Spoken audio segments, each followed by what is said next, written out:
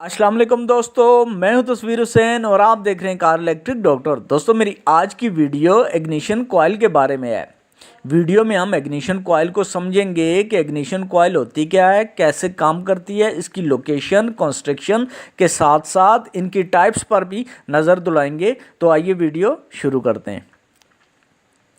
दोस्तों ये जो हमारी गाड़ी का इंजन होता है, इसको रन करने के लिए एक एयर फ्यूल के मिक्सचर की ज़रूरत होती है जो जलता है, जिससे इंजन तवानाई हासिल करता है। जब इंजन में एयर फ्यूल दाखिल होता है तो इसे दूसरे स्ट्रोक में कंप्रेस किया जाता है। अब इस कंप्रेस हुए हुए मिक्सचर को जलाने के लिए एक हाई वोल्टेज चिंगारी की ज़रूरत होती है। ये चिंगारी देने के लिए वहाँ पर मौजूद होते हैं स्पार्क प्लग। लेकिन हमारी गाड़ी में जो बैटरी होती है ये सिर्फ 12 वोल्ट की होती है, जबकि प्लग के ज़रिए चिंगारी के लिए बहुत ही ज़्यादा वोल्टेज की ज़रूरत होती है जो कि हज़ारों वोल्ट होने चाहिए।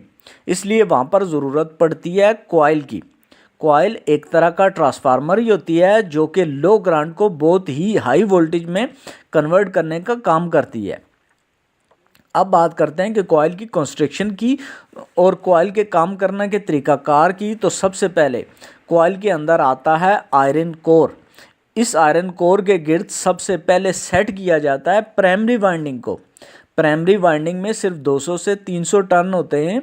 अब बैटरी से जो सिर्फ 12 वोल्ट मिल रहे होते हैं तो उन वोल्टेज को थोड़ा बढ़ाने के लिए उसके साथ लगाया जाता है एक कैपेसिटर और कॉन्टैक्ट ब्रेकर। अब कैपेसिटर और कॉन्टैक्ट ब्रेकर मिलकर प्राइमरी वाइंडिंग को तकरीबन 300 वोल्ट तक ले जाते हैं। सर्किट में ब्रेकर का काम करने के लिए यूज़ हो सकता है पॉइंट, पल्सर या करंट देने और बंद करने का काम करते हैं। जबकि 3 पॉइंट कॉइल का सर्किट अलग होता है जिसे हम वीडियो में आगे डिस्कस करेंगे। अब प्राइमरी वाइंडिंग के अंदर सेट किया जाता है सेकेंडरी वाइंडिंग को।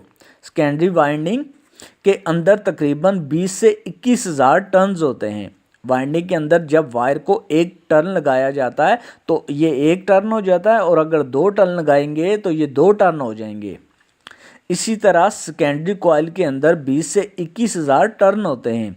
जब प्राइमरी वाइंडिंग में 12 वोल्ट करंट फ्लो करता है तो वहाँ पर मैग्नेटिक फील्ड बनती है और करंट सेकेंडरी कॉइल में भी जाता है, और करंट 12 वोल्ट से तकरीबन 21,000 वोल्ट में कन्वर्ट हो जाता है। अगर प्राइमरी कॉइल में 40 वोल्ट हैं तो सेकेंडरी कॉइल में ये वोल्ट 40,000 तक पहुंच जाते हैं, क्योंकि सेकेंडरी कॉइल में आलमोस्ट 1000 गुना ज़्यादा टर्न होते हैं। कॉइलों में 2 पॉइंट, 3 पॉइंट और 4 पॉइंट कॉइल्स होती हैं। अगर बात करें 2 पॉइंट कॉइल की तो उसमें एक वायर पर 12 वोल्ट करंट पॉजिटिव आता है, जबकि दूसरी वायर में नेगेटिव आता है जो कि कॉन्टैक्ट ब्रेकर के थ्रू, जैसा कि पॉइंट होता है जो कि नेगेटिव करंट देता है, बंद करता है, फिर देता है, फिर बंद करता है। ये काम कार का ECU भी करवाता है पल्सर के थ्रू। जबकि 3 वायर कॉइल के ऊपर एक वायर में 12 वोल्ट पॉजिटिव आते हैं जो कि प्राइमरी वाइंडिंग के आगे सर्किट में आकर रुक जाते हैं, जबकि सर्किट के तीसरी वायर में ग्राउंड आता है। अब सर्किट की वायर को ECU से 5 वोल्ट मिलते हैं तो सर्किट ऑन हो जाता है, और 12 वोल्ट करंट प्राइमरी कॉइल में आने से थोड़ा आगे बढ़ जाता है और कॉइल के अंदर मैग्नेटिक फील्ड बनती है और करंट सेकेंडरी कॉइल में ट्रांसफ़र हो जाता है और 1000 गुना बढ़ जाता है। जबकि 4 पॉइंट कॉइल में एक फीडबैक वायर होती है जो कि वापसी का ECU में जाती है, जिससे ECU को पता चल जाता है कॉइल अपना काम कर रही है या नहीं कर रही। उम्मीद है कि इस वीडियो से आपको कॉइल से मतलब काफ़ी मालूमात मिली होगी। फ़िलहाल इस वीडियो में अल्लाह हाफिज़।